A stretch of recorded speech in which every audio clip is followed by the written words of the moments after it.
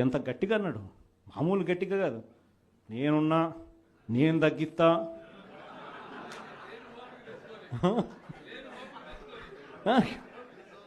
మాటలన్నీ కూడా మామూలు మాటలు కాదు. తీరా వచ్చిన తర్వాత 6 నెలలు తిరక్కమునిపే 15,000 కోట్ల రూపాయలు బాధుడు ఉట్టి కరెంటు మీద.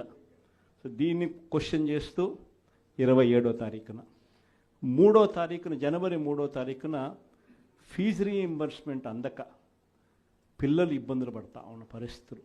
మనం ప్రతి 3 నెలలకు ఒకసారి పిల్లలకు 3 నెలలు అయిపోయిన వెంటనే ఫీజులు ఇస్తూ ఉన్న పరిస్థితి మన ప్రభుత్వం.